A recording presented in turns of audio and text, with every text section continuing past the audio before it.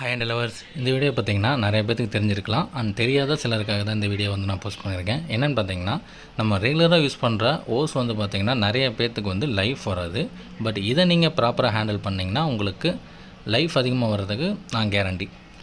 இதில் என்ன ப்ராப்ளம் வந்திருக்கு, அதை அவாய்ட் பண்ணுறது எப்படி அப்படிங்கிறது தான் நான் இந்த வீடியோவில் ஒரு எக்ஸ்ப்ளனேஷனோடு கொடுத்துருக்கேன். ஃபர்ஸ்ட் ஆஃப் ஆல் பார்த்திங்கன்னா, நீங்கள் ஓஸ் யூஸ் பண்ண பிறகு பார்த்திங்கன்னா அது இந்த மாதிரி போட்டிங்கன்னா வெயில் படும்போது வெட்டையாயிரும்.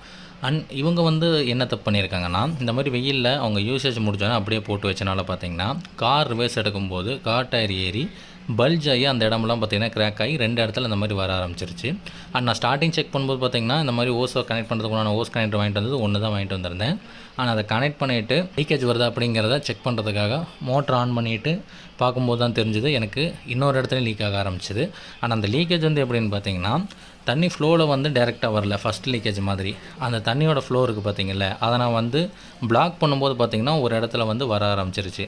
நீங்கள் மோஸ்ட்லி ஓஸோட லீக்கேஜை செக் பண்ணுறது பார்த்திங்கன்னா தண்ணியை அடைச்சி தான் பார்க்கணும். அப்போ தான் எந்தெந்த இடத்துல உங்களுக்கு லீக்கேஜ் வருதுங்கிறத ஃபைன் பண்ண முடியும். இப்போ ஃபஸ்ட்டு பார்த்திங்கன்னா நம்ம போட்ட இடத்துல லீக்கேஜ் இல்லை. ஆனால் இந்த இடத்துல பாருங்கள் டயர் மார்க் அப்படியே உங்களுக்கு தெரியும் பாருங்கள். அந்த டயர் ஏறினால பல்ஜை கிராக் விட்டு இந்த மாதிரி வந்துட்டுருக்கு. ஃப்ளோ அதிகமாக இருந்துச்சுன்னா லீக்கேஜ் இல்லை. பட் அந்த இடம் பிளாக் ஆகும்போது மட்டும் பார்த்திங்கன்னா இந்த மாதிரி மல்டிபிள் இடத்துல லீக்கேஜ் வரதுக்கு சான்சஸ் இருக்குது. ஆனால் இந்த ஓஸில் பார்த்திங்கன்னா 2 இடத்துல பிளாக் இருந்தது. நம்ம அதை கட் பண்ணிட்டு இந்த மாதிரி ஓஸ் கனெக்டர் வச்சு நம்ம ஜாயின் பண்ணிட்டோம். இந்த மாதிரி ஓஸ் கனெக்டர் இருக்கிறதா நிறைய பேருக்கு தெரியறதில்ல. அதனால் சின்ன சின்ன ஹோல்ஸ் இருக்கிற இடத்துல பார்த்திங்கன்னா டேப் சுற்றுவாங்க. அதனால் தண்ணி லீக்கேஜ் தவிர்க்க முடியாது.